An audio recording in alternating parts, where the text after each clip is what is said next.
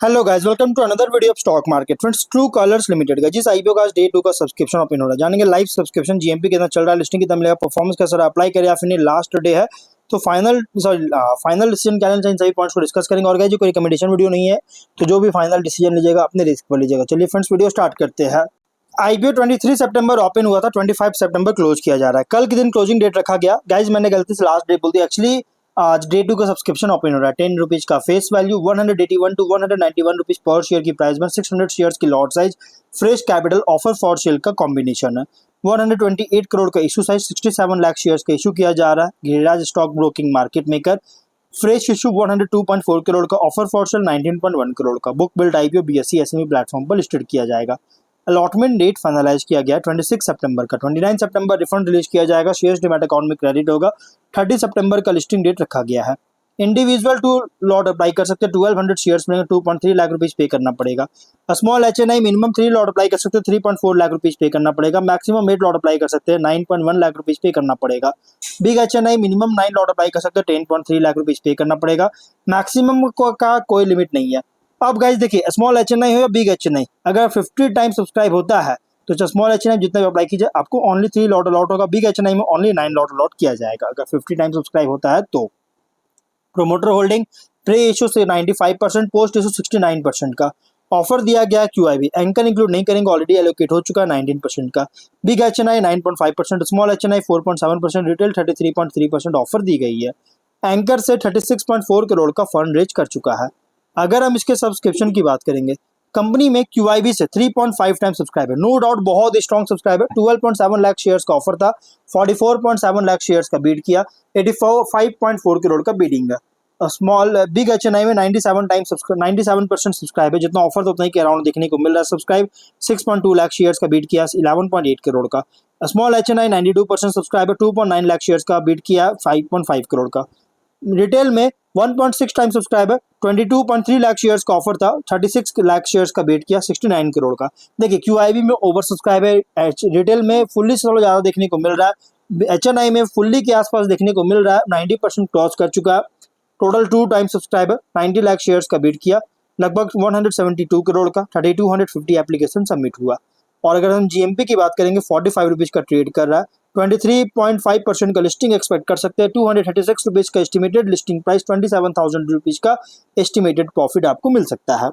Business की बात करेंगे तो कंपनी अक्टूबर 2021 में इनकॉर्पोरेट किया गया था, जो कि डिजिटल टेक्सटाइल प्रिंटर्स और सप्लाई प्रिंटर्स का इंपोर्ट और डिस्ट्रीब्यूट करता है और प्रोडक्ट्स का सप्लाई करता है डिजिटल टेक्सटाइल प्रिंटिंग इंडस्ट्री के लिए।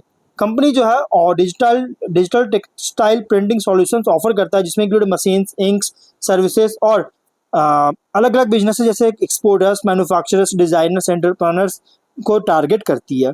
कंपनी जो है ट्रस्ट टेक्नोलॉजी ट्रांसफॉर्म एम्फसाइज करता है, जिससे बिजनेसेस जो है उसको मॉडर्नाइज और ग्रो करने में हेल्प कर सके, इसका एम है। बिजनेस मॉडल में कंपास करता है मैन्युफैक्चरिंग और ट्रेडिंग की 3 की पिलर है डिजिटल टेक्सटाइल प्रिंटिंग में, जिसमें मशीनरी एंड इंक सप्लाई जो कि इंपोर्ट डिस्ट्रीब्यूट करता है, sublimation inks, reactive inks, disperse inks, digital textile printing. और कंपनी जो है इसका प्रेजेंस इंडिया में इस्टेब्लिश कर चुका है रीजनल ऑफिसेस और सर्विस हब्स के थ्रू की टेक्सटाइल मैन्युफैक्चरिंग सेंटर्स पर, जैसे सूरत, अमृतसर, पानीपत, लुधियाना, दिल्ली, इरौड, मुंबई, त्रिपुर और कोलकाता, वाराणसी। कॉम्पिटिटिव स्ट्रेंथ की बात करें, full fledged digital textile ecosystem, nation wide presence and rapid techno service support है, reliable customer engagement and recurring revenue generate कर रहा है, एडवांस्ड मैन्युफैक्चरिंग फैसिलिटी और सप्लाई चेन कंट्रोल है, एक्सपीरियंस लीडरशिप सपोर्टेड है प्रोफेशनल मैनेजमेंट के द्वारा। तो ओवरऑल बिजनेस की बात करें तो इंपोर्ट और डिस्ट्रीब्यूट करता है डिजिटल टेक्सटाइल प्रिंटर्स और रिलेटेड प्रोडक्ट्स का, जो कि एक हाईली कॉम्पिटिटिव सेगमेंट में ऑपरेट हो रहा है। और अगर हम बात करेंगे इस कंपनी के फाइनेंशियल का, सॉरी गाइस मैंने गलती से बोल दिया कॉम्पिटिटिव सेगमेंट, एक्चुअली इसका कॉम्पिटिटिव ऐसा कुछ फिक्स कंपनी नहीं, लेकिन हाँ सेमी कैटेगरी का है तो लिक्विडिटी का थोड़ा इशू हो सकता है पोस्ट लिस्टिंग। फाइनेंशियल 23 में 81 करोड़ का रेवेन्यू, 3.9 करोड़ का प्रॉफिट, 24 में 161 करोड़ का रेवेन्यू, 8.2 करोड़ का प्रॉफिट, 25 में 234 करोड़ का रेवेन्यू, 24.7 करोड़ का प्रॉफिट है। फाइनेंशियल अगर देखा जाए तो 25 देखिए टॉप लाइन में इंक्रीज किया, बॉटम लाइन में भी इंक्रीज किया, बट 25 से क्वांटम जंप देखने को मिल रहा है, जो कि डाउट क्रिएट नहीं कर रहा है, बल्कि सस्टेनेबिलिटी को लेकर कंसर्न रेज कर रही है। ROE अगर देखा जाए तो 70.5% का, ROCE 36% का, डेट टू इक्विटी 0.8 टाइम का, RONW 44.5% का, PAT EBITDA मार्जिन 5.1 और 17.5% का, PB ratio 6.5 time, PE ratio 14.6 time का है। पीवी रेशियो पी रेशियो के अकॉर्डिंग जो प्राइस में रखा गया ना एग्रेसिव, बहुत ही हेवी प्राइस रखा गया है, हाई प्राइस रखा गया है आईपीओ का। कुछ रिस्की पॉइंट भी है, जैसे digital print textile printing machines जो है ये इंपोर्ट किया जाता है और इस पर डिपेंडेंस हाई है, जिसके कारण एक्सपोज हो सकता है फॉरेन एक्सचेंज फ्लक्चुएशन के कारण। कोई भी लॉन्ग टर्म एग्रीमेंट नहीं किया मेजोरिटी ऑफ कस्टमर्स के साथ, जिसके कारण ऑर्डर अनसर्टेनिटी या फिर अनसर्टेनिटी डिमांड फॉरकास्टिंग चैलेंजेस को लीड कर सकता है। रॉ मटेरियल प्राइस इंक्रीज अगर होता है तो एडवर्सली अफेक्ट करेगा बिजनेस ऑपरेशन और मार्जिन को। प्राइमरी इंडिया फोकस्ड प्रेजेंस है जो कि इंटरनेशनल ग्रोथ पोटेंशियल को लिमिट कर रही है और इसे डोमेस्टिक मार्केट सैचुरेशन को भी एक्सपोज कर सकता है।